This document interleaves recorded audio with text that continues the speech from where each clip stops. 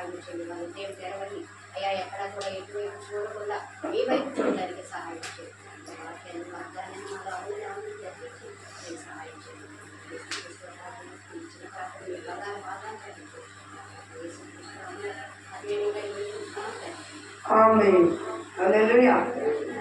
ఫిబ్రవరి మాసం సందర్భంగా దేవుడు మనకు అనుగ్రహించిన వార్తలు హోషేయ గ్రంథము 13వ అధ్యాయము 4వ వచనం. హోషేయ గ్రంథము 13వ అధ్యాయము 4వ వచనం. మీరు ఐగుప్తు దేశంలో నుండి వచ్చినది మొదలుకొని యెహోవాకు నేనే నీ దేవుడను, నన్ను తప్ప నువ్వు ఏ దేవుని ఎరగవు, నేను తప్ప ఏ రక్షకుడు లేడు. మహా ఎండకు కాలిన అరణ్యంలో నిన్ను స్నేహించిన వాడను నేనే. ఈ నెల వాగ్దానం దేవుడు మనకిచ్చిన మాట. మహా ఎండకు కాలిన అరణ్యంలో నిన్ను స్నేహించిన వాడను నేనే. మనుషులుగా ప్రేమించే మా ప్రియ పరలోకపు తండ్రి, మీకు వందనాలు స్తుతి స్తోత్రాలు చెల్లించుకున్నాం. ఈ ఫిబ్రవరి మాసంలో ప్రభువా మీరు ఇచ్చిన వాగ్దానం మాటను బట్టి కృతజ్ఞతలు. అయా, మహా ఎండకు కాలిన అరణ్యములో మమ్మల్ని స్నేహించిన వాడవు నీవే, స్నేహించే వాడవు నీవే. అయా, ఈ వాగ్దానాన్ని వీరిచ్చి మా అందరికీ కూడా అర్థమయ్యేలా బోధించి ఈ వాగ్దాన సారముతో ఒక బలముతో సంతోషముతో తిరిగి వెళ్ళే కృప దయచేయండి. ఇగో మా దేవుడు మాకు తోడై ఉన్నాడు, మాకేది కూడా తక్కువ కాదు అన్న ఒక నిబ్బరమైన మనసుతో తిరిగి వెళ్ళే కృప దయచేయండి. వాగ్దానం చేసిన దేవుడు ఎంతైనా నమ్మదగిన వాడవయ్యా. మాట తప్పడానికి నిరపుత్రుడు కాదు గనక ఇదిగో ఇచ్చిన వాగ్దానం సంఘ బిడ్డల జీవితంలో అవునని ఆమెనని జరిగించండి. ఇంకా ఏవైతే పొందుకోలేని కార్యాలు ఉన్నాయో ఈ ఫిబ్రవరి మాసంలో పొందుకునే కృప దయచేయండి. ఈ వాగ్దానం నాకు మాకును జరిగించమని, ఈ వాగ్దానం నెరవేర్పుకి ఏమి చెయ్యాలో అయా షరతు కూడా చేసే కృప మాకు దయచేయమని, ఈ కండిషన్కి లోపడే కృప దయచేయమని, ఈ వాక్యానికి లోపడే మనసు మాకు దయచేయమని ఏసునామడుచున్నాము తండ్రి, ఆమేన్. వందనాలు. దయచేసి కాసేపు అరగంట చక్కగా వర్తమానం వినాల్సిందిగా ప్రేమపూర్వకంగా మనం చేస్తున్నాను. ఇక్కడ దేవుడు ఒక మాట చెబుతున్నాడు. మహా ఎండకు కాలిన అరణ్యములో నిన్ను స్నేహించిన వాడను నేనే. ఆయన పక్కన వదిలేసి ఏం మాట్లాడమాక. దయచేసి కాసేపు వినండి. వాగ్దానం మన జీవితంలో, ముఖ్యంగా మీ జీవితంలో దేవుడి వాగ్దానం మీకు అర్థమైతే ఈ కార్యాలని మీరు చేయగలుగుతారంట. మంచి వాగ్దానం దేవుడు మనకి ఇచ్చి ఉన్నాడు. నేను చెప్పేటప్పుడు నా ఇంకా చూడండి, చదివేటప్పుడు వాక్యం వినండి, అప్పుడే మీకు అర్థమవుతుంది. నేను చెప్పేటప్పుడు వాక్యం చదువుతుంటే ముందు ఏదైనా చదువుకుంటే వెళ్ళిపోతే నా మాట మీకు అర్థం కాదు. కాబట్టి లుక్ ఎట్ మై ఫేస్, మాట చూడండి. మా పాస్టర్ గారు వాక్యం చెప్పేటప్పుడు నేను శ్రద్ధగా ఆయన ముఖం చూసేవాడు. ఎందుకంటే ముఖం ఎందుకు చూస్తామంటే ఆయన ఫేస్ చూసేదే కాదు, దేవుడి మాట ఆయన నోటి నుంచి ఏమొస్తుందా అని. దేవుడి మాట ఆయన నోటి నుంచి ఏమొస్తుందా. అసలు వాగ్దానం అయితే మాకు ఇంకా చాలా ఆసక్తిగా ఉంది. ఏం చెప్తారని అందరూ అలా నోరు తెలుసుకోమని చూసే అంత ఆసక్తి మాకు ఉండేది వాగ్దానం అంటే. ఈయన ఏం చెప్తారని. ఎందుకని అక్కడ ఆయన ఫేస్ ఆయన మాట కాదు, ఆయన నోటి నుండి వచ్చే దేవుని మాట ఆసక్తి. ఆయన నోటి వచ్చే దేవుని మాటకి ఒక ఆసక్తి. నేను ఆయన బట్టే కాదు, ఢిల్లీ గారు చెప్పినా ఎవరు చెప్పినా కూడా నేను ఎక్కువగా చూసే ఫేస్ అని చూస్తాను. ఎందుకంటే ఆ మాట నాకు అవసరమైంది కాబట్టి, నా జీవితాన్ని కట్టేది కాబట్టి, నాకున్న పరిస్థితిని సరిచేసేది దేవుని మాట కాబట్టి మీరు చూడాల్సింది సేవకుల యొక్క ముఖము చూడండి, నోటి నుండి వచ్చే మాట వినండి. అప్పుడు మీరు దేవుడు కార్యం చేస్తారు. అర్థమవుతుందా? మీ మనసు ఇక్కడ పెట్టండి, శ్రద్ధగా కాసేపు వినండి దయచేసి. ఓకే, ఇక్కడ నేను అర్థం ఏంటంటే దేవుడు అంటున్నాడు, ఐగుప్తులో నుండి మిమ్మల్ని రప్పించిన వాడు నేనే, నేను తప్ప మీకు దేవుడు లేడు, మీరు ఏ రక్షకుని ఎరగలేరు. మహా ఎండకు కాలిన అరణ్యంలో నిన్ను స్నేహించిన వాడు నేనే అంటున్నాడు. మహా ఎండకు కాలిన అరణ్యంలో అంటే సహజంగా మనం అక్షరార్థం ఏమనుకుంటామంటే ఎండలు వానలు ఎడారులు అనుకుంటాం. కానీ అది కాదు. దేవుడు చెప్తుంది మహాశ్రమల మధ్య, ఇబ్బందుల మధ్య, ఇరుకుల మధ్య, మీ పడుతున్న అవమానాల మధ్య, మీరు పడుతున్న శ్రమల మధ్య నేను మిమ్మల్ని స్నేహించిన వాడను, నేను మీకు తోడుగా ఉన్నవాడను, నేను మిమ్మల్ని బలపరిచిన వాడను నేను అంటున్నాడు దేవుడు. అర్థమవుతుందా? అర్థమైతే స్పందించండి. నోరు తెలిసి మీరు స్పందించండి. అర్థమైతే కనుక మౌనంగా ఉంటే నాకు అర్థం కావట్లేదు. మీకు అర్థమవుతుందో లేదు. అర్థమైతే స్పందించండి. దేవుడు ఏం చెప్తున్నాడంటే, అయ్యా ఐగుప్తులో మీరు ఎండకు కాలిన అరణ్య అనుభవాలతో ఉన్నారు. ఎలాంటి అనుభవాలతో ఉన్నారు? పెట్టి చాకిరితో ఉన్నారు, శ్రమల మధ్య ఉన్నారు, భయంకరమైనటువంటి అవమాన నిందల మధ్య ఉన్నారు, ఇబ్బందుల కొలిమిలో ఉన్నారు, ఇరుకులో ఉన్నారు, భయంకరమైన శ్రమల్లో ఉన్నారు. ఎవరు కూడా మానవ మాత్రం అనుభవించిన కష్టాల మధ్య మీరున్నారు. అటువంటి మీ మధ్యకి నేను మీ మధ్యకి వచ్చాను, నేను మీకు తోడుగా ఉన్నాను, నేను మిమ్మల్ని మీతో స్నేహం చేశాను, నేను మిమ్మల్ని బలపరిచి మిమ్మల్ని విడిపించి నడిపించిన వాడని నేనే అంటున్నాడు. అర్థమవుతుందా? సహజంగా స్నేహం చేయాలంటే మనం బాగుంటే స్నేహం చేస్తారు. ఈ లోక స్నేహం ఎలా ఉందంటే మనకి ఉన్న స్థితిగతులను బట్టి లేదా గొప్పతనాన్ని బట్టి స్నేహం చేసేవాళ్ళు ఉంటారు. అందరూ అలా ఉండకపోయినా 90% స్నేహాలు ఎలా ఉంటాయంటే, మనం బిల్డింగ్ వాడడం, కులాన్ని బట్టి స్నేహం, అంతస్తును బట్టి స్నేహం, అందాన్ని బట్టి స్నేహం, అర్హతను బట్టి స్నేహం, వాళ్ళ జాతులను బట్టి స్నేహం అని లోకపరంగా ఉన్నాయి. కానీ దేవుడు చూస్తున్న స్నేహం ఎలాంటిదంటే, మనం బాగున్నప్పుడు లోకం స్నేహం చేస్తుంది, మనం అన్ని సంతోషకరంగా ఉంటే మనకు స్నేహం చేస్తారు, అని మనకు తోడుగా ఉంటారు. మనం అన్ని రకాలుగా కూడా ఇల్లు వాకిలి సమృద్ధి కలిగి ఉంటే మన బంధువులు చుట్టూ ఉంటారు. ఇవన్నీ లోకపరమైన స్నేహాలు, తోడు. కానీ దేవుడు అంటున్నాడు, నువ్వు ఎండకి మహా ఎండలో తిరుగుతున్నప్పుడు, కాలిన అరణ్యంలో అనుభవంలో ఉన్నప్పుడు, అంటే శ్రమల మధ్య ఉన్నప్పుడు, కష్టం మధ్య ఉన్నప్పుడు, ఇబ్బందిగా ఉన్నప్పుడు నేను నీతో స్నేహం చేస్తాను, నేను నీకు తోడుగా ఉంటాను, నేను నీ దగ్గరికి వస్తాను. ఎవరు ఉన్నా లేకపోయినా నీ అరణ్య అనుభవంలో, నీ బాధల్లో, నీ కష్టాల్లో, నువ్వు పడుతున్న ఇబ్బంది కొలిమిలో, నువ్వు పడుతున్న అవమాన నిందల్లో, నువ్వు పడుతున్న ఇక్కట్లో, నీ సమస్యల మధ్య, శోధనల మధ్య ఏ మనుషులు కూడా నీతో స్నేహం చేయకపోవచ్చు, నీకు తోడుగా లేకపోవచ్చు, నీ పక్కన నిలబడకపోవచ్చు, కానీ నేను నీతో తోడుగా ఉంటాను, నేను నీతో స్నేహం చేస్తాను. ఆ అరణ్యంలో బయటికి నిన్ను నేను తోడుకుని వస్తాను అంటున్నాడు దేవుడు. హల్లెలూయా, హల్లెలూయా. నిజమే కదా? ఐగుప్తీయులు ఒక్కసారి ఇశ్రాయేలు ప్రజల్లో చూడండి ఒకసారి, వాళ్ళ స్థితి ఎలా ఉంది, పరిస్థితి ఎలా ఉంది, ఎలా తోడుకొచ్చాడో తెలుసా? దేవుడు ఎలా చూశాడో తెలుసా? దేవుడు నీతో స్నేహం చేస్తే దేవుడికి కలిగే మేళ్ళేంటో తెలుసా? దేవుడు నీకు తోడుగా ఉంటే నీ కష్టాల్లో నేను ఎలా చూస్తాడో తెలుసా? లోకమంతా నిన్ను వదిలేసినా నీ పక్కన నిలబడేవాడే నిజమైన స్నేహితుడు అంటారు. లోకంలో సూక్తి ఉంది, ఏమంటారు? ప్రపంచం అంతా నిన్ను వదిలేసిన నీ పక్కన నిలబడేవాడే నిజమైన ఫ్రెండ్ రా అంటారు. అలాంటి ఫ్రెండ్ ఒకటి సంపాదించుకోండి. మా బంధువులు, మా స్నేహితులు, మా వాళ్ళు గొప్ప గొప్ప అంటారు. గొప్ప దెబ్బ కాదు. నీ కష్ట సమయంలో, ఇబ్బంది సమయంలో, ఆపద సమయంలో, అన్ని సమయాల్లో ఫ్రెండ్ అంటే నీ విడవక ప్రేమిస్తారు. ఒకవేళ అలాంటి ఫ్రెండ్ నీకు లోకంలో లేకపోతే ఇదిగో నీకు ఒక స్నేహితుడు పరిచయం అవుతున్నాడు. ఆయనే ప్రభు అయిన యేసు క్రీస్తు. ఇదిగో అన్ని బాగుంటే వచ్చేది లోకం, కానీ నువ్వు బాధల్లో ఉంటే వచ్చేది దేవుడు.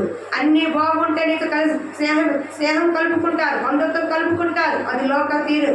కానీ నువ్వు విడవబడిన స్థితిలో ఉండి, ఏమీ చేయలేని నిస్సహాయ స్థితిలో ఉండి, ఏమీ చేతగాని పరిస్థితిలో ఉన్నప్పుడు కూడా నీ దగ్గరకు వచ్చి నీతో కలిసి ఉండటానికి ఇష్టపడే ఒక స్నేహితుడు ఎవరంటే యేసు ప్రభు మాత్రమే.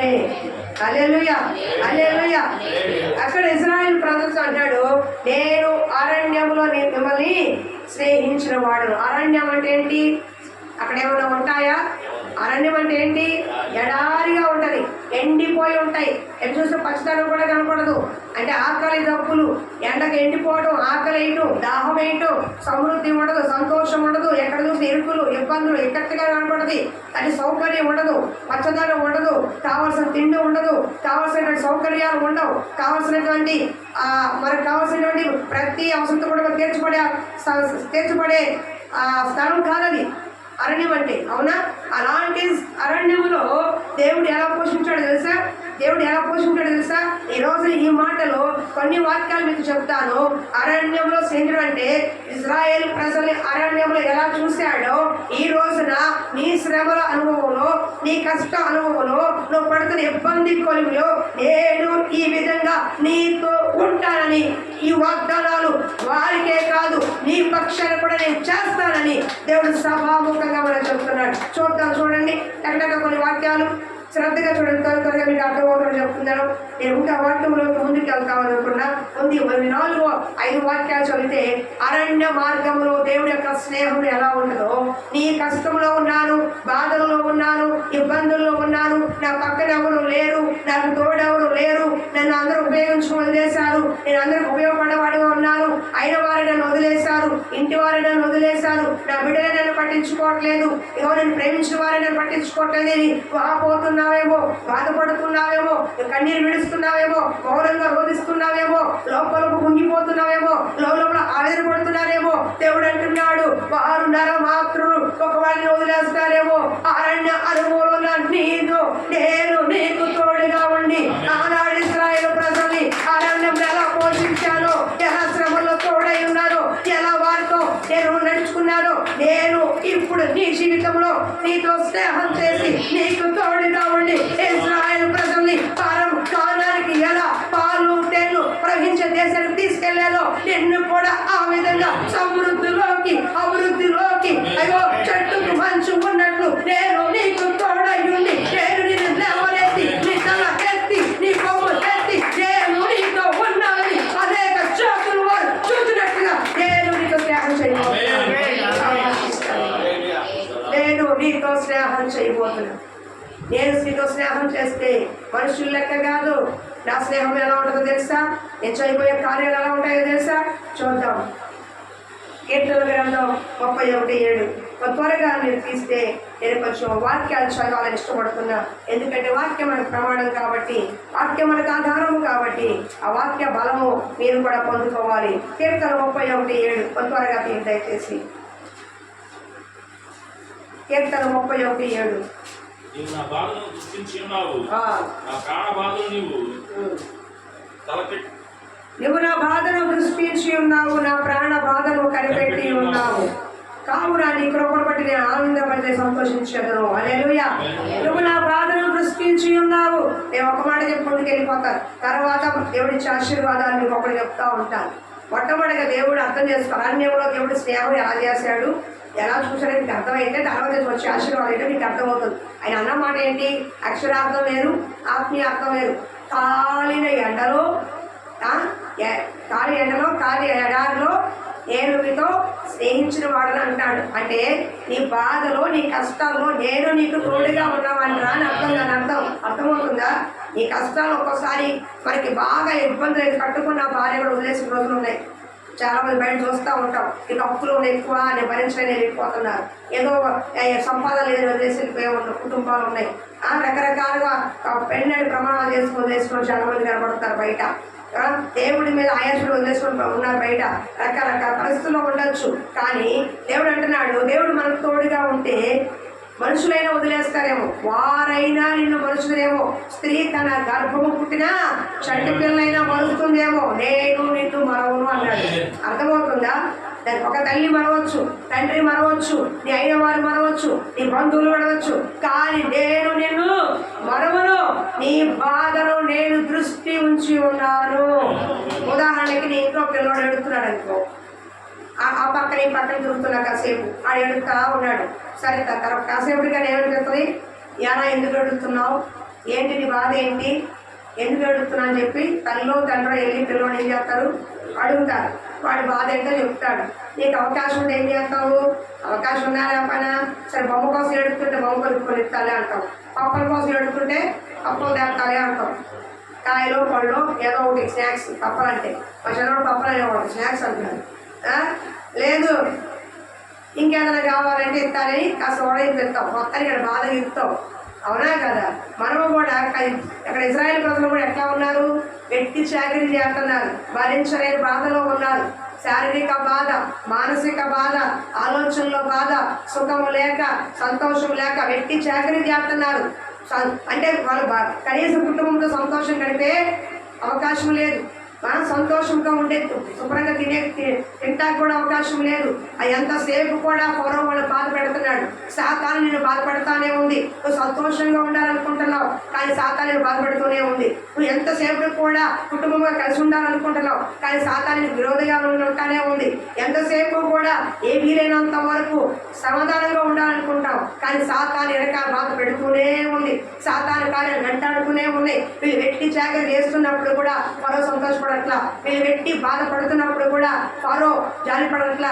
వెట్టి చాకరీ చేస్తూ కఠినమైన బాధపడుతూ కొరడాలతో కొట్టించుకుంటూ నిందించుకుంటూ అవమానంతో తిట్లు తిట్టించుకుంటూ రకరకాల బాధలు అనిపిస్తున్న వారి ఎవరు చూశారంటే వారి దేవుడు దృష్టి ఉంచాడు. ఒకవేళ నువ్వు అనుకుంటున్నావు నా బాధను ఎవరు చూస్తారు, నా కష్టాన్ని ఎవరు చూస్తారు, నేను పడుతున్న బాధ నా భార్య అర్థం చేసుకోవట్లేదు, నా భర్త అర్థం చేసుకోవట్లేదు, నా బిడ్డలు అర్థం చేసుకోవట్లేదు, నేను ఎవరికి చెప్పుకోవాలని అక్షరాలను బాధపడుతుంటే నీ బాధల పైన దృష్టి ఉంచే దేవుడు ఉన్నాడు. కీర్తనకారుడు అంటున్నాడు నా బాధని దేవుడు చూశాడు. లేయా అంటుంది నా శ్రమని దేవుడు చూశాడు. హాగరు అంటుంది నా కలిగిన దేవుడు చూశాడు. దావీదు అంటున్నాడు నా కలిగిన అవమానాన్ని దేవుడు చూశాడు. ఆయన చూచే దేవుడై ఉన్నాడు. ఎవరు చూచినా చూడకపోయినా నువ్వు పడుతున్న బాధని, ఆ దుఃఖాన్ని, ఆ ఆవేదన్ని, ఆ సొమ్మసిల్లిన కార్యాలని ఎవరు చూస్తారంట? దేవుడు తప్పకుండా చూస్తాడు. ఎవరికి చెప్పుకోలేకపోయినా నువ్వు బాధ చెప్పుకోవడానికి దేవుడు ఉన్నాడు. నీ బాధను చూడటానికి దేవుడు ఉన్నాడు. అర్థమవుతుందా? ఎవరికి చెప్పాలి మనం? ఎవరికి చెప్పాలి? ఎవరికి మొరపెట్టారు వాళ్ళు? చెప్పండి, ఎవరికి మొరపెట్టారు? దేవుడికి మొరపెట్టినప్పుడు మోషే నా ప్రజల బాధ నేను చూచి ఉన్నాను, వారి కొరకు నేను దిగి వచ్చి ఉన్నాను అన్నాడు దేవుడు. మహా అరణ్యములు కాలిన ఎండ పడుతున్న శ్రమల మధ్య నేను వారితో స్నేహించువాడిని. బాధల్లో ఉన్న వాళ్ళ దగ్గర ఎవరు వెళ్తారండి? కష్టాల్లో ఉన్న దగ్గర ఎవరు వెళ్తారండి? ఇబ్బందుల్లో ఉన్న ఎవరు వెళ్తారండి? అప్పులు ఉన్న వాళ్ళ దగ్గర ఎవరు వస్తారండి? మంచంలో పడిన వాళ్ళకి ఎవరు వస్తారండి? ఎవరు వస్తారు? ఫంక్షన్ కంటే వస్తారు, హాస్పిటల్ రమ్మంటే రారు, ఆర్థిక ఇల్లు కొంటానంటే వస్తారు తోడు, అప్పులు నేంటే ఎవరు రారు. అంటే నీవు అనుకూలంగా ఉన్నప్పుడు అందరూ నీ పక్కనే ఉంటారు, కానీ కష్టంలో నీ బాధలో ఉన్నప్పుడు, ఇబ్బంది కొలుములో పడుతున్నప్పుడు ఎవరు కూడా మానవ మాత్రం కూడా నీ దరిదాపుల్లో లేనప్పుడు అక్కడికి దిగి వచ్చేవాడే నీ దేవుడు. అర్థమవుతుందా? నీతో స్నేహం చేశాడండి. అక్కడ నీతో తోడుగా ఉన్నాడంట. ఎప్పుడు? నీ కష్టాల కొలిమిలో, అయిన వారిని వదిలేసిన సమయంలో, ఎవరికి చెప్పుకోలేని ఆ బాధ సమయంలో దేవుడు నీ పైన దృష్టి ఉంచి ఆయన దిగు వచ్చే దేవుడై ఉన్నాడు. నీతో స్నేహించే దేవుడై ఉన్నాడు. నీకు తోడుగా ఉండే దేవుడై ఉన్నాడు. ఆయన నీతో స్నేహం చేస్తే నీ బాధ తొలగించే దేవుడై ఉంటాడు. 400 సంవత్సరాల బానిసత్వంలో నుంచి దేవుడు మోషే ద్వారా ఆయన ఒక్కసారిగా బయటికి తీసుకొచ్చాడు. ఎన్నాళ్ళ నుంచి బాధపడుతున్నావు? ఎన్నేళ్ళ నుంచి బాధపడుతున్నావు? ఎన్ని సంవత్సరాల నుంచి బాధపడుతున్నావు? ఎన్ని సంవత్సరాల నుంచి ఉమిడిపోతున్నావు? ఎన్ని సంవత్సరాల నుంచి చెప్పుకోలేని ఆవేదన పడుతున్నావు? ఇది మాసం బయటికి తీసుకొచ్చే మాసం. ఈ బాధను చూసి, ఈ దుఃఖాన్ని చూసి దేవుడు నిన్ను బయటకి తీసుకొచ్చే మాసం ఇదే. ఈ బాధని దేవుడు దృష్టి ఉంచి ఉన్నాడు. అక్షరాల నన్ను ఎవరు చూడట్లేదు అనుకుంటే నీ బాధని, నా బాధని చూసే దేవుడు ఎవరున్నాడు? మనం బాగున్నప్పుడు వచ్చేవాడు మనుషులు, బాధలో ఉన్నప్పుడు నీ పక్కన నిలబడేవాడే నీ దేవుడు. పక్కన నిలబడితే ఏం చేస్తాడు? దోసమే చెయ్యాలి. ఏంటి నీ పరిస్థితి? ప్రభు ఇలా ఉందయ్యా, ఇలా జరిగింది, ఇవ్వ బాధలో ఉన్నాను, ఈ కష్టంలో ఉన్నాను, ఈ ఇబ్బందుల్లో ఉన్నాను, నా అనుకున్న అందరూ వదిలేసి ఒంటరిని అయిపోయాను, ఒంటరిదాన్ని అయిపోయాను, ఏం చేయాలి అర్థంగా ఉంటుంది అంటే అప్పుడు అంటాడు భుజం చేసి నేను నీకు తోడుగా ఉన్నాను, నేను నీకు తోడుగా ఉన్నాను, నేను నీతో స్నేహం చేస్తాను, నేను నీతో సదాకాలం ఉంటానని దేవుడు ఒక ధైర్యపరిచినప్పుడు ఆ ఐగుప్తు బానిసత్వంలో నుంచి దేవుడు బయటికి తీసుకొచ్చాడు. అంటే నీ బాధలో నుంచి ఏ విషయంలో బాధపడుతున్నావో, ఏ విషయాల్లో కృంగిపోతున్నావో, ఏ విషయాల్లో అణిగిపోతున్నావో, అనగారిపోతున్నావో దానిలో నుంచి దేవుడు దృష్టి పెట్టి పడుతున్న భూమిలో నుంచి లేవాలి దేవుడై ఉన్నాడు. రెండో చూద్దాం. నహూము 1:7 త్వరగా తెచ్చింది. నహూము 1:7 నహూము 1:7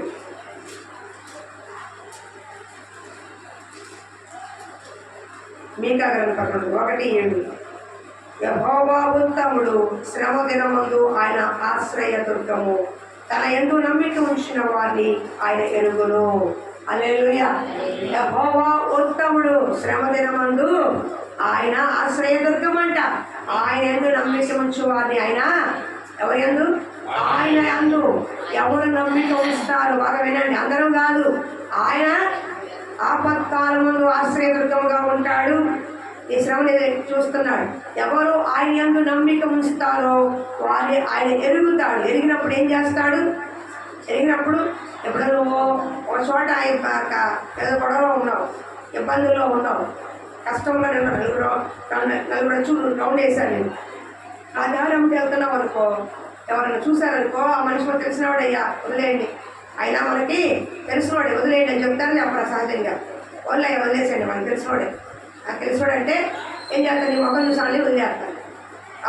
పోలీసు వాళ్ళు చూడు పట్టుకెళ్తూ ఉంటారు. పట్టుకెళ్ళినప్పుడు ఏం చేస్తారు? మనోడే ఏదో అంటే చిన్న పొట్లు అట్లా అలాంటివి తీసుకొస్తారుగా. తీసుకొచ్చినప్పుడు ఏం చేస్తారు? పెద్దగా అవ్వకుండా పెద్దగా తీయకుండా ఏం చేస్తారు? సార్ మనోడే ఒకసారి కొంచెం గట్టిగా చెప్పండి. ఆయన ఏం చేస్తారు? ఒక్కసారి కట్టారు మొహం చూసేసా, ఇంకొకసారి తప్పు చేసావా లోపల వేసేస్తాను, ఇంకొకసారి వచ్చి జరిగిందా లోపల ఇచ్చేస్తాను అని వార్నింగ్ ఇస్తాను. వాళ్ళు కూడా గొప్పతో చూసి సరే ఏం చేస్తారు? మర్ర చేసి జాయిపడతారు అనుకోవాలండి, అయితే ఒప్పుతుంది. చిన్నటికి ఏం చేస్తారు? కొట్లాటికి ఆటికి ఇంటికి ఏదో గొడవైనప్పుడు తీసుకెళ్ళి ఏం చేస్తారు? ఎవరు తప్పు విచారించి తెలిసిన వాళ్ళు ఎవరు గొప్ప మనిషి వాళ్ళు వచ్చి ఏం చేస్తే ఏదో పెద్ద మనిషి మొహం చూసి ఊరుకున్నాం, ఏదో మీ నాన్న మొహం చూసి ఊరుకున్నాం, ఏదో ఆయన పెద్ద మనిషి మొహం చూసి ఊరుకున్నాం, ఇంకొకసారి జరిగిందంటే మాత్రం తోలు వచ్చేస్తా వెంట తెగిపోతే అంటే అన్నారంట సహజంగా. అంటే ఎవరు మొహం చూసి వదిలేశారు? అవునా? అంటే ఇది తెలిసిన వాడు కాబట్టి, మధ్యవర్తిగా ఉన్నాడు కాబట్టి మనము కూడా దేవుడు ఎరిగిన వాడుగా ఉంటే, ఎరగడం అంటే ఏంటి? నాకు యేసు ప్రభు తెలుసు నువ్వు చెప్పుకోవడం కాదు, నువ్వు దేవుడు తెలియాలి. ముఖ్యమంత్రి చంద్రబాబు నాయుడు నాకు తెలుసు, చంద్రబాబు నువ్వు తెలుసా? పవన్ కళ్యాణ్ నాకు తెలుసు, పవన్ కళ్యాణ్ నువ్వు తెలుసా అని ఎరిగి ఉండాలి. ఎవరికంట? దేవుణ్ణి ఎరిగిన వారు. ఎవరు ఎరుగుతారు? ప్రార్థనలో ఎరిగిన వారు, దేవుడి విశ్వాసం ఉంచిన వారు, దేవుడి పట్ల నమ్మకం ఉంచిన వారు, అన్ని పరిస్థితుల్లో కూడా దేవుడు నాకు తోడుగా ఉంటారని ఎవరు దేవుడి పట్ల విశ్వాసం కలిగి ఉంటారో, నమ్మకం ఉంచుతారో, బలంగా ఉంటారో, అన్ని పరిస్థితులపైన ఆనుకుని ఉంటారో, ఆధారపడతారో వారిని దేవుడు ఎరిగి ఉంటాడు. దావీదుని దేవుడు ఎరిగి ఉన్నాడు, అబ్రహామును దేవుడు ఎరిగి ఉన్నాడు, యేసేపును దేవుడు ఎరిగి ఉన్నాడు, ఎస్తేరును దేవుడు ఎరిగి ఉన్నాడు. నిన్ను ఎరిగి ఉండాలంటే ఏం చేయాలి? దేవుడికి బాగా తెలిసిన వ్యక్తివై ఉండాలి. గుంపులో గోవిందలో కూర్చుని నాకు కూడా యేసు ప్రభు తెలుసు అనేది కాదు. దేవుడికి వ్యక్తిగత సంబంధం ఉండాలి, వ్యక్తిగత సహవాస అనుభవం నీకు ఉండాలి, వ్యక్తిగత ప్రార్థన అనుభవం నీకు ఉన్నప్పుడు నేను నిన్ను ఎరుగుదును అంటాడు దేవుడు. నేను నిన్ను ఎరుగుదును అంటాడు. అప్పుడు దేవుడు నీ కొరకు దిగి వస్తాడు, నీ బాధని చూస్తాడు, నీతో అప్పుడు స్నేహం చేస్తాడు. నువ్వు ఏ కష్టంలో ఉన్నావో, ఏ శ్రమ వచ్చున్నావో, మహా ఎండకు కాలిన అరణ్య అనుభవంలో ఉన్న నీకు దేవుడు తోడుగా ఉండి బయటికి రాగొస్తాడు. సరిగ్గా ఉంది, నేను నిన్నే చూస్తున్నా. అర్థమవుతుందా? అది జ్ఞాపకం చేసుకోండి. ఎలాంటి అనుభవంలో మీరు ఉన్నారంట? ఎలా తీసుకొస్తాడంట? ఆయన ఎరిగిన వారు. ద్వితీయోపదేశ కాండం 8:15. ద్వితీయోపదేశ కాండము 8:15. బయటికి వెళ్ళి అధికారం నీకు లేదయ్యా, నువ్వు రావయ్యా, మళ్ళీ అరుస్తే నీకెందుకు కానీ ఏటంటేనే అరుస్తారు, మనకెందుకు డోరేసి వాళ్ళు గొడవ పడుతున్నారు. పోనీ నేను స్తోత్రం. గొడవ పడితే డోరేసాడు, మనం చెప్పిన అర్థం చేసుకోరాడు. ద్వితీయోపదేశ కాండం 8:15 చూద్దాం. 8:15. తాపకరమైన పాములను తేళ్లను కలిగి ఎడారి నీళ్లు లేని భయంకరమైన గొప్ప అరణ్యములో ఆయన నిన్ను నడిపించెను. రాతి బండ నుండి నీకు నీళ్లు తెప్పించెను. తొదకు నీకు మేలు చేయవాలని నిన్ను అడుచుటకు సొలుచుటకు నీ పితరులు ఎరగని మన్నాతో అరణ్యమున నిన్ను పోషించెను. హల్లెలూయా, హల్లెలూయా. అరణ్యములో నీతో స్నేహం చేస్తే దేవుడు చేసే కార్యాలను చేసా మొట్టమొదటిగా నీ బాధని చూస్తాడు. నీ బాధని ఎవరు చూసినా చూడకపోయినా దేవుడు చూస్తాడు. ఆ బాధలో నుంచి చూసిన దేవుడు ఉండడు, అలా వదిలేడు, నేను విడిపిస్తాడు. ఆ బాధలో నుంచి బయటికి తీసుకొస్తాడు. ఆ కన్నీటి రోగం బయటికి తీసుకొస్తాడు. ఐగుప్తులో నుంచి ఇశ్రాయేలు ప్రజలు ఎలా బయటికి తీసుకొచ్చాడు, వెట్టి చాకిరి నుంచి, ఆ వెట్టి బాధ నుంచి ఎలా బయటికి తీసుకొచ్చాడు. నువ్వు పడుతున్న ఆ బాధ ఆవేదన నుంచి నిన్ను కూడా బయటికి తీసుకొస్తాడు. రెండోది ఏంటి, ఆయన నిన్ను ఎరుగుతాడు. ఏంటంటే ఆపదలో ఉన్నప్పుడు ఆయనకు ఆశ్రయదుర్గముగా ఉంటాడు. ఆయన నిన్ను ఎరిగి నీ పట్ల కార్యం చేస్తాడు. మూడవది ఏంటి, అరణ్యంలో నిన్ను పోషిస్తాడు. అరణ్యంలో దొరుకుతుందా? సరిగ్గా ఏమి దొరకవు, నేను నీళ్ళు ఉండవు. కానీ తాపకరమైన సర్పాలు, అడుగడుగున విష సర్పాలు, అడుగడుగున క్రూర మృగాల మధ్య కూడా క్షేమాన్ని ఇచ్చి భద్రతను ఇచ్చి వాళ్ళని క్షేమంగా నడిపించాడు. మాత్రమే కాకుండా పరలోక మన్నాన్ని కురిపించి అన్ని లక్షల మందికి సమృద్ధిమైన ఆహారం ఇచ్చాడు. మూడోది, బండ నుంచి నీళ్లు ప్రవాహంగా ఎందుకు చేస్తా పక్కన కూర్చో. అమ్మ ఊరుకో, పోవట్లేదు. నువ్వు పక్కన లేయ్యా బాబు, ఆ పక్కన కూర్చోలే, ఆ పక్కన కూర్చోయి. ఆమె ఏదో ఎట్టండి, ఏం చేయలేదు, పెట్టండి. ఆ పక్కన కూర్చో, నన్ను ఆ పక్కన పడుకోమ్మ. నేనేం చేయట్లా, పక్కన కూర్చోవాలి. అర్థమవుతుందా? అర్థమవుతుంది. ఎలా పోషించాడు చూడండి, అక్కడ మాట రాస్తుంది ఆశ్చర్యకరంగా. ఏమంటాడు దేవుడు, తాపకరమైన తేళ్లు కలిగినారు, నీళ్లు లేని భయంకర గొప్ప అరణ్యంలో ఆయన నడిపించను. రాతి బండ నుండి నీకు నీళ్లు తెప్పించాడు. నీ పితరులు ఎరగాని మన్నాతో నిన్ను పోషించాడు. హల్లెలూయా.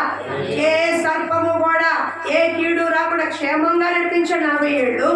40 ఏళ్ళు నీళ్లు దాహం వేస్తుంది అనకుండా బండ నుండి నీళ్ళు తెప్పించాడు, నీళ్ళు ఇచ్చాడు, పరలోక మన్నాతో పోషించాడు. అంటే అరణ్య అనుభవంలో కూడా సమృద్ధిగా ఇచ్చి ఏ లోటు లేకుండా సమృద్ధిగా వారిని పోషించాడు. కొంచెం అప్పట్లో మీకు అర్థమైతే పడతాం. మీకు అర్థమవుతున్న వాక్యం అసలు నిద్ర మొహాలు వేసుకుపోతున్నారు. నిద్ర మొహాలు వేస్తారు. వాక్యం వినండి, ఇది అర్థమైతే మీకు అడ్డు కార్యం చేస్తాడు. ఎలా కూర్చుంటే కాదు. వాడు ఎలా పోషించాడంట, ఎక్కడ పోషించాడు? ఆరాడపేటలో పోషించరా, విజయవాడలో పోషించరా.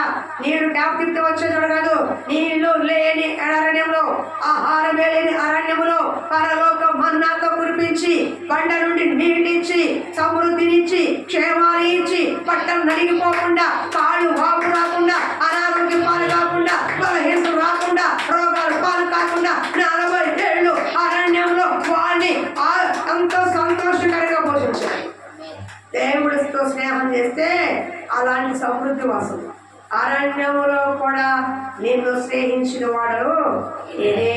నువ్వు ఏ స్థితిలో ఉన్నావు అనేది దేవుడికి అనవసరం. నువ్వు ఎక్కడ ఏ పరిస్థితిలో ఉన్నా, ఎలాంటి స్థితిలో ఉన్నా నిన్ను నడిపించగల దేవుడు, నిన్ను పోషించగలిగిన దేవుడు, నిన్ను సమృద్ధికి నడిపించగలిగిన దేవుడు, నీకు క్షేమాన్ని ఇవ్వగలిగిన దేవుడు, నీకు పొదువా నాకు ఇది తక్కువ అని మాట లేకుండా, ఏది తక్కువ కాకుండా ఎప్పుడు ఏది కావాలో అన్నీ కూడా సమృద్ధికి ఇచ్చి నడిపించే దేవుడు. అయినా మనుషులైనా కొనుగోలు చేస్తారేమో, సింహం పిల్లలైనా లేమి గలవై ఆకలి ఉంటాయేమో, కానీ యెహోవాను ఆశ్రయించు వారికి ఏ మేలు పొదువై ఉండదు, ఏది తక్కువై ఉండదు. అర్థమవుతుందా? దేవుడితో స్నేహం అంటే అలా ఉంటుంది. ఎక్కడ? అరణ్య అనుభవములు. అంటే ఎప్పుడు? నీ కష్ట సమయములు, ఇబ్బంది సమయములు. అన్ని బాగున్నప్పుడు కాదు, అన్ని బాగున్నప్పుడు పక్కన మనుషులు ఉంటారు. కానీ ఎవరు లేని నీ అరణ్య రోధంలో, ఎవరు కూడా నీ ఆత్మ ఘోషని, నీ కన్నీటి ఘోషని, నీ బాధని పట్టించుకొని ఆ సమయ సందర్భంలో నీ తోడుగా ఉండి చేసే కార్యాలు ఇవన్నీ కూడా అర్థమవుతుందా? ఆనాడు చేసిన దేవుడు ఈ రోజుకి ఆయన బాహుబలం తక్కువ కాలేదు, ఆయన చెయ్యి కొరచా కాలేదు. అదే శక్తి సామర్థ్యంతో ఈ రోజుకి దేవుడు మనకు తోడుగా ఉన్నాడు. అరణ్యంలో వారికి ఇచ్చిన దేవుడు ఈ రోజున ఏ అరణ్య అనుభవంలో, ఏ బాధ దుఃఖ వేదన మధ్య, ఏ సమస్య ఇబ్బంది కొలు మధ్య, శ్రమల కష్టాలు కలిగిపోతున్నావో దేవుడు ఈ కార్యాలన్నీ కూడా నీకు చేయబోతున్నాడు, నీకు చేయబోతున్నాడు. కానీ వీళ్ళు ఏం చేశారో తెలుసా? వీళ్ళు ఏం చేశారో తెలుసా? వెంటనే హోషేయ గ్రంథం చూడండి. మానవ మాత్రులు కదా, అన్ని కార్యాలు కూడా చేసుకుని వీళ్ళు ఏం చేశారు? కింద ఆలోచన తరువాత వారికి మేర దొరకగా వారు తిని తృప్తి పొందిరి, తృప్తి పొంది గర్వించి నన్ను మరచరి. హల్లెలూయా! ఎంత బాధ, దేవుడికి ఎంత బాధగా ఉన్నది. వెట్టి చాకిరికి ఈరోజు జనం ఎట్లా ఉన్నారు? ఎందుకయ్యా బాధలు, ఎందుకయ్యా కష్టాలు, ఎందుకయ్యా మాకు శోధనలు, ఎందుకయ్యా మాకు ఈ శ్రమలు? మేము మందిరానికి వచ్చేవాళ్ళమే కదా, కానుకలు ఇచ్చేవాళ్ళమే కదా, అయ్యో మేము అసలు అందరికీ ముందు ఉండేవాళ్ళం కదా, తెగ ఫీల్ అయిపోతూ ఉంటారు. కానీ వారి జీవితంలో జరిగింది వచ్చేటేంటి తెలుసా? దేవుడు వారికి సమృద్ధినిచ్చి, వారి కష్టాన్ని తొలగించి, సమృద్ధిని ఇచ్చి, ఆహారం ఇచ్చి, బలం ఇచ్చి, ఆరోగ్యం ఇచ్చి, ప్రాణాన్ని కాపాడి అన్నీ ఇస్తే తిని తృప్తి పొంది గర్వించి దేవుణ్ణే మర్చిపోయారంట. ఈ రోజున ఉంటాకి గూడు గుడ్డ ఉండేపటికే దేవుడిని మర్చిపోయి ఈరోజు సంఘంలో ఎందుకంటే చాలామంది నిద్రపోతున్నారు, చాలామంది ఉన్నారు, ఎందుకు రాలేకపోతున్నారు? ఎవరు వాళ్ళు? దేవుణ్ణి మర్చిపోయిన వాళ్ళు. అమ్మాయి బండి పెట్టింది, పొద్దున్న ఎందుకు మందిరంలో వచ్చి ప్రార్థన చేయాల? ఉదయకాలం 1వ తారీఖు కదా, ఉదయకాలం ప్రార్థన చేసుకోవాలి, ఎందుకు చేయాల? దేవుణ్ణి మర్చిపోయి కృతజ్ఞత లేనివారు. ఏమంటారని? కృతజ్ఞత లేనివారు. అర్థమవుతుందా? ఆ దేవుడిని కన్నీ ఇస్తే ఏం చేస్తున్నాం? మర్చిపోతున్నాం. ఇవ్వకపోతేనేమో సరుగుతున్నాం, ఇస్తేనేమో మర్చిపోతున్నాం, గర్వించి మర్చిపోతున్నాం. నాకేం తక్కువ, నాకు ఇల్లు ఉంది, నాకు వాకిలు ఉంది, నాకు డబ్బు ఉంది, నాకు పని కూడా ఉంది, నా వాళ్ళు ఉన్నారు, నాకేం తక్కువ అని గర్వించి ఏం చేస్తున్నాం? మందిరానికి వచ్చేవారం వస్తాను, నేను ఫుల్ బిజీగా ఉన్నాను, వచ్చేవారం వస్తాను. మందిరానికి వచ్చేవారం చూసుకుందాం, కూడిక తర్వాత చూసుకుందాం, ఇప్పుడు ఎదురొస్తుంది, మా పనులు ఉన్నాయని గర్వించి ఏం చేస్తున్నారు? దేవుడికి దూరం అయిపోతున్నారు. అప్పుడు దేవుడు ఏం చేస్తున్నారు? మళ్ళీ అడుస్తున్నాడు. హోషేయ గ్రంథంలో అదే, దేవుని మర్చిపోయి విగ్రహారాధనకి వెళ్ళిపోయారు, దేవుడి మీద తిరుగుబాటు చేసిన వారిగా ఉన్నారు.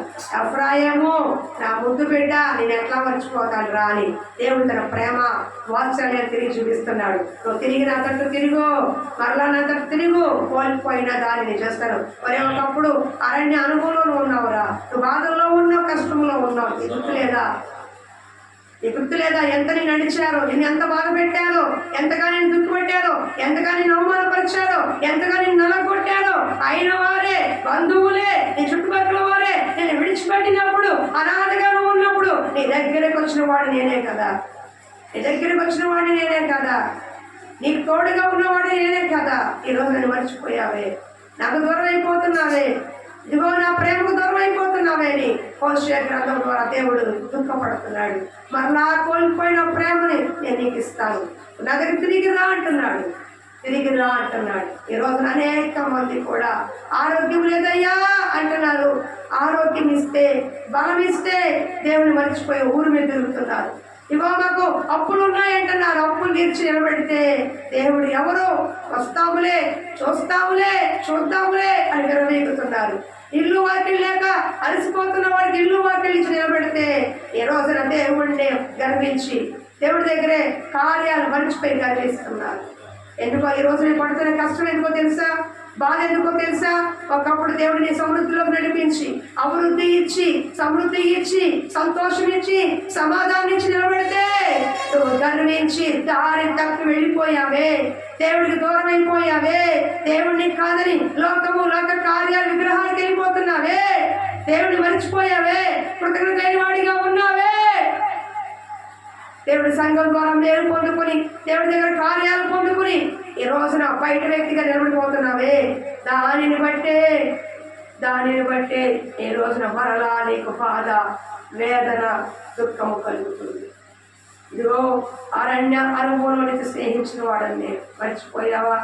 ఎవరు కూడా నీ దగ్గర రానప్పుడు నీ దగ్గరికి వచ్చిన వాడని నేను.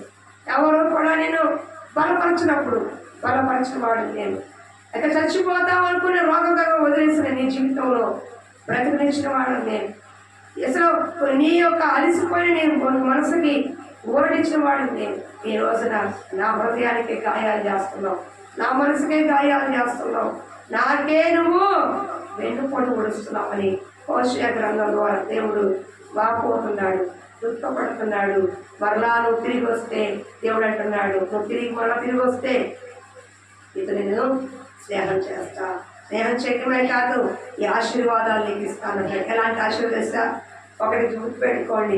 ఈరోజు దేవుడు మనం చెప్తున్న వాగ్దానం, అరణ్యంలో స్నేహించిన వాడు మహాకాలిని ఎండకు అరణ్య అనుభవంలో దేవుడు నీకు తోడుగా ఉన్నాడు. ఒకప్పుడు సాక్ష్యాలు చెప్పావు, ఒకప్పుడు సాక్షిగా నిలబడ్డావు. ఈ రోజున నువ్వు సాక్షి కోల్పోయావు, సాక్షిగా నిలబడలేకపోతున్నావంటే దేవుడి తప్పు కాదని. దేవుడిని మరచిన వారుగా, దేవుడిని విడిచిన వారిగా మీరు ఉన్నారు. కాబట్టి దేవుడు వాక్యాన్ని మరిచిన వారిగా, మందిరాన్ని మరిచిన వారిగా, దేవుడి కార్యాలు మరిచిన వారిగా, కృతజ్ఞత లేని వారిగా మీరు ఉన్నప్పుడు కష్ట నష్టాలు కోసమా తిరిగి మళ్ళా నా దగ్గర తిరిగి హోషేయ గ్రంథం 14 దేవుడు అంటున్నాడు, తన ప్రేమ వాత్సల్యాన్ని చూపుతూ ఈ ఆశీర్వాదాలు 14 వచ్చిన ఆశీర్వాదాలన్నీ మీకేనండి. ఇగో ఇశ్రాయేలు, నువ్వు పాపం చేత నువ్వు కూలింది కనుక నీ దేవుడని యెహోవా తట్టు తిరుగుము, మాటలు సిద్ధపరచుకొని యెహోవా యందుకు తిరుగుము. మీరు ఆయనతో చెప్పవలసింది ఏమనగా, మా పాపములన్నిటినీ పరిహరింపుము, ఎట్లకు బదులుగా నీకు మా పెదవులను అర్పించుచున్నాము, నీవు అంగీకరింపదగినవి అవే మాకున్నవి. అశ్వరుల చేత రక్షణ పొందము, మేము ఇక గుర్రములు ఎక్కము, మీరే మాకు దేవుడని మేము మీ చేతి పంట చెప్పుము. తండ్రి లేని వారి ఎడల వాత్సల్యం చూపువాడు నీవే కదా. వారు విశ్వాసఘాతులు కాకున్నట్లు వారిని గుణపరచును, వారి మీద ఉన్న నా కోపము చల్లారును, మనస్ఫూర్తిగా వారితో స్నేహితుడు. దేవుడు నీకు స్నేహం చేస్తే నీకు జరిగే లాభాలు ఏంటో తెలుసా? చెట్టుకు మంచు ఉన్నట్లు నేను అతనికి ఉందును, తామర పుష్పం పెరిగినట్లు అతను అభివృద్ధి నొందును. వేళ్ళు తన్నుదురు, లెబనోను పర్వతము దాని వేళ్ళు తన్నట్లు వారు తమ వేళ్ళు తన్నుదురు. కొమ్ములు విశాలముగా పెరుగును, ఒలీవ చెట్టు కైనంత సౌందర్యం కలుగును. లెబనోనుకున్నంత సువాసన అతని ఉండును. అతని నీడ యందు నివసించు వారు మరల వంతురు, ధాన్యము వలె వారు తిరిగి వలుతురు, ద్రాక్ష చెట్టు వలె వారు వికసింతురు, లెబనోను ద్రాక్ష సువాసన వలె వారు పరిమళింతురు. ఈ వాగ్దానాలన్నీ కూడా మనకి ఎప్పుడు దేవుడు నీతో వల్ల స్నేహించినప్పుడు, దేవుడి తట్టు మరలా నువ్వు తిరిగినప్పుడు, ఈ కష్ట నష్టానికి కలిగిలేముడికి ఒకవేళ నాదే తప్ప నేను తెలుసుకొని పశ్చాత్తాపంతో దేవుడి తట్టు తిరిగితే ఈరోజు అనుభవిస్తున్న దోషము పాపానికి, కష్ట నష్టానికి, ఇరుకు ఇబ్బందులకి నాదే పొరపాటు ఒక పశ్చాత్తాపంతో తిరిగితే ఈ కింద ఉన్న ఆశీర్వాదాలన్నీ కూడా నీవే. పేరు తన్ని ఈ చెట్టు ఎలా బలముగా ఎదిగి ఫలిస్తుందో నువ్వు కూడా ఫలించేవాడిగా ఉంటావు. చెట్టుకు మంచు ఉన్నట్లుగా, అంటే చెట్టు మంచుకి విడిపోదు కదా, ఎండొస్తే కరిగిపోదు. కానీ దేవుడు ఎల్లకాలం సదాకాలం నిన్ను అంటి పెట్టుకుని ఉంటాడు, నీకు తోడుగా ఉంటాడు, నేను అభివృద్ధి పరుస్తాడు, నేను తల ఎత్తుకునేలా చేస్తాడు, నీ కొమ్మలు విశాలపరచబడతాయి, నువ్వు విస్తరిస్తావు, నువ్వు వ్యాపిస్తావు, కొన్న కొదువులు పడతావు, దేవుడు తీరుస్తాడు. ఎప్పుడు దేవుడు తట్టు తిరిగినప్పుడు, నీ పాపముని ఒప్పుకున్నప్పుడు. ఐగుప్తుల రక్షణ మాకొద్దు, అన్యులు కాదు, లోకము కాదు, కొంత రథములు బట్టి కొంత గుర్రములు బట్టి అతిశయపడతారేమో, నేనైతే నా దేవుడు అతిశయపడతానని. దేవుడి తట్టు నువ్వు హృదయపూర్వకంగా తిరిగినప్పుడు, దేవుని వాక్యానికి లోబడినప్పుడు, నువ్వు చేసిన తప్పేంటో తెలుసుకుని పశ్చాత్తాపడినప్పుడు ఆయన నీతో స్నేహించే దేవుడై ఉన్నాడు. ఎప్పటి వరకు? నువ్వు జీవించినంత సంవత్సరములు, ఆయన రాకడ వరకు, మన పోకడ వరకు ఆయన మనకి తోడై ఉండి నడిపించే దేవుడై ఉండి ఈ ఆశీర్వాదాలన్నీ కూడా నీకు అనుగ్రహించే దేవుడై ఉన్నాడు. హోషేయ గ్రంథం 14వ అధ్యాయం ఇంటికి వెళ్ళి చదువుకోండి. ముందు ఒకటి ప్రతిదీ కూడా అండర్లైన్ చేసి పెట్టుకోండి. ఆయన నువ్వు ఏం చేస్తే ఈ ఆశీర్వాదాలు ఇస్తానన్నాడు మీరు చదువుకోండి. ఇందులో ఉన్న ప్రతి వాగ్దానం, ప్రతి ఆశీర్వాదం నీకు దేవుడు అనుగ్రహించునుగాక. దేవుడు మనకి అనుగ్రహించునుగాక. ఇగో అరణ్య అనుభవంలో ఉన్న నీ జీవితాన్ని దేవుడు తోడుగా ఉండి ఎలా ఉంచాలంట, చెట్టుకు మంచు ఉన్నట్లుగా ఆయన నీతో కలిసి ఉండటానికి ఇష్టపడుతున్నాడు. అయ్యో నేను అభివృద్ధి పొందించాలని, ఫలముగా ఉండాలని, నేను కొమ్మలు రెమ్మలుగా విశాలపరచాలని, వ్యాప్తి చెందించాలని, నేను విస్తరింప చేయాలని దేవుడు కోరుకుంటున్నాడు. ఒక సువాసనగా ఉండాలని, ఒక నీతిగా ఉండాలని, సాక్ష్యంగా ఉండాలని కోరుకుంటున్నాడు. నీకు కొన్ని కలిగిన బాధల్లో, ఇబ్బందుల్లో ఆయన సదాకాలం నీకు తోడై ఉండి వాటి నుంచి విడిపించి నీతో స్నేహం చేయాలని ఇష్టపడుతున్నాడు. నువ్వు ఇష్టపడితే, దేవుడి దగ్గర పశ్చాత్తాపడితే ఈ వాగ్దానం మహాకాలిన ఎండకు అరణ్యములో నిన్ను స్నేహించిన వాడను నేనే అన్నాడు. చెప్పండి. మహాశ్రమంలో, ఇబ్బంది కొలివిలో, కష్ట నష్టాల్లో నన్ను స్నేహించిన వాడము నీవే, నాకు తోడై ఉన్న వాడము నీవే, నన్ను విడిపించిన వాడము నీవే, ఈ వాసం నన్ను నడిపించు వాడము ఇశ్రాయేలు ప్రజకి తోడుగా ఉన్న దేవా, నేడు మాకు తోడుగా ఉండి మాతో ఉండి నడిపించు వాడము నీవే నీవే. అందరూ బట్టి దేవుడు నామానికి కృతజ్ఞతలు. ఈ రాసుకోండి. మహా ఎండకు కాలిన అరణ్యములో స్నేహించిన వాడవు నీవే, నా కష్ట నష్టాల్లో తోడుగా ఉన్నవాడవు నీవే, నా ఇబ్బంది కొలిమిలో తోడుగా ఉన్నవాడవు నీవే, నేను పడుతున్న ఆవేదనలో, కన్నీటిలో, అవమాన నిందల్లో నన్ను నడిపిస్తున్నవాడు నీవే అని చెప్పినప్పుడు ఈ వాగ్దానం నీ పట్ల నిశ్చయముగా జరుగుతుంది. రెండోది, ఒకవేళ అవిధేయత వల్ల, పాపం వల్ల తెచ్చుకునే కష్టాలైతే వాటిని తొలగించుకొని విడిపించుకొని దేవుడి దగ్గర తిరిగితే ఇవన్న ఆశీర్వాదాలన్నీ కూడా దేవుడి మాసంలో నీ పట్ల జరిగించబోతున్నాడు, ఆరంభించి ఉన్నాడు. ప్రార్థన చేసుకుందామా? లేచి నిలబడితే ప్రార్థన చేసుకుందాం. ఇశ్రాయేలు సైన్యమునకు ముందు నడిచిన ఇశ్రాయేలు సైన్యమునకు ముందు నడిపిన